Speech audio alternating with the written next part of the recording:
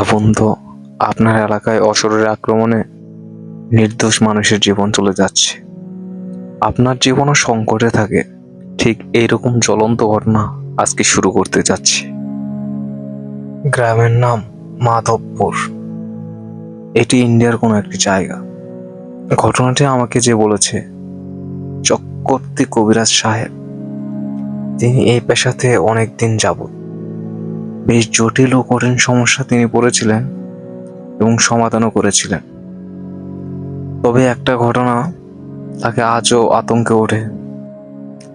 দিনকাল সব স্বাভাবিকই ছিল। বিকেল গড়িয়ে সন্ধ্যায় হবে হবে ভাব। এমন সময় একদল ছোকরার দল হাঁপিয়ে আমার কাছে আসলো। তাদের বললাম, কি হয়েছে রে, এই সন্ধ্যায় তোর এভাবে আসার কারণ? তাদের মধ্যে থেকে একজন হাঁপিয়ে বলতে শুরু করলো, জমিদারের বাড়ির নতুন বউটাকে নাকি চিনে ধরেছে। কেমন জানি ভয়ঙ্কর সব কাহিনী চলতেছে। তাই কবিরাজকে ডাকতে তাদেরকে পাঠানো হয়েছে। কবিরাজ সাহেবও ঘটনা শুনে সেখানে তৈরি হয়ে যান। গিয়ে বৌমার সামনে দাঁড়ান। বৌমার সামনে দাঁড়াতেই মেয়েটি তাকে আশ্চর্য রকম ভাবে একটি মুচকি হেসে দেখে বলে, কিরে কবিরাজ, তুই এখানে? তুই মৃত্যুর সাথে সাক্ষাৎ করতে এখানে এসেছিস? ভালো চাস তো এখান থেকে চলে যা। এই মেয়েকে বাঁচাতে পারবি না তোরা কেউ। কবিরাজ শুনে যেমন রাগান্বিত হয়েছিলেন তেমনি আতঙ্কেও পড়েছিলেন।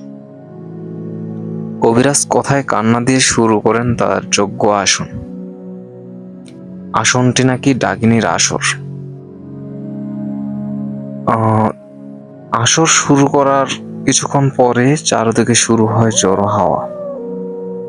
জানলাগুলো একটার সাথে আরেকটা লেগে বেশ ভয়ঙ্কর পরিবেশই তৈরি করছিল। তারপর এরকম ভয়াবহ যজ্ঞতা চলার সাথে সাথেই হঠাৎ পরিবেশ নিস্তব্ধ হয়ে যায়। মেয়েটির পাশে ভেসে ওঠে একটি রহস্যময় ছায়া। ছায়াটি এমন একটা অবয়ব দৃশ্য ভাসতেছিল, তবে দুটো চোখ ঝলঝল করতেছিল লাল। সেই ছায়াটি হঠাৎ করে কথা বলা শুরু করলো। তার অগ্নিবর্ষিত চোখ, কবিরাজের ওপর রাগান্বিত ভাব। সেই ছায়াটি বলতে থাকে, তুই অযথা এসব করেছিস, এইবার মর। এই বলেই কবিরাজের ওপর হঠাৎ আক্রমণ করে এবং কবিরাজের গলা ধরে শূন্যে তুলে। কবিরাজের প্রায় দম যাওয়া যাওয়া অবস্থা, চোখগুলো দিয়ে ঝাপসা দেখছিল।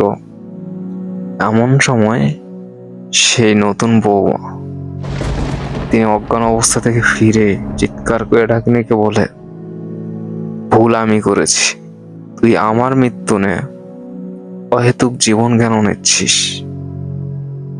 এই কথা বলা মাত্রই ছায়াটি মেয়েটির দিকে তাকালো। তাকিয়ে তৎক্ষণাৎ কবিরাজকে শূন্যের উপর ছুঁড়ে ফেলে দিয়েই মেয়েটির দিকে এগিয়ে গেল। গিয়েই মেয়েটিকে একটি ধুম বাতাস মেয়েটিকে মাটিতে ফেলে দিল। মেয়েটি মাটিতে লুটিয়ে যাওয়ার সাথে সাথেই তার নাক, মুখ ও বিশেষ যেটা ভয়ঙ্কর সবারই লাগছিল, তার চোখগুলো দিয়ে রক্ত ঝরছিল। তার রক্তবমি শুরু হয়। কবিরাজ প্রায় অর্ধমৃত অবস্থায় মেয়েটির শেষ নিঃশ্বাস দেখতে থাকলো। এভাবেই থমকে গেল একটি জীবন, যেখানে কবিরাজ নতুন বৌমাকে বাঁচাতে এসেছিল, অথচ তার অদমিত অবস্থায় সেই বৌমাকে তিনি মৃত্যুবরণ করতে নিজের চোখে দেখছিলেন। এটা দেখে কবিরাজ খুব কষ্টও পেয়েছিলেন। তার এত বছর অভিজ্ঞতা, এত জ্ঞান, এত তন্ত্র সাধনা, কোনো কিছুই যেন শূন্য কাজে আসছিল না সেই ডাকিনীর আছে। তবে কে সেই ডাকিনী, শুনতে হলে আমাদের চ্যানেলের সাথেই থাকুন। এই ঘটনাটির দ্বিতীয় পর্ব অতি নিকটেই আমরা পোস্ট করব, তাই দেরি না করে আজই আমাদের চ্যানেলটি সাবস্ক্রাইব করুন।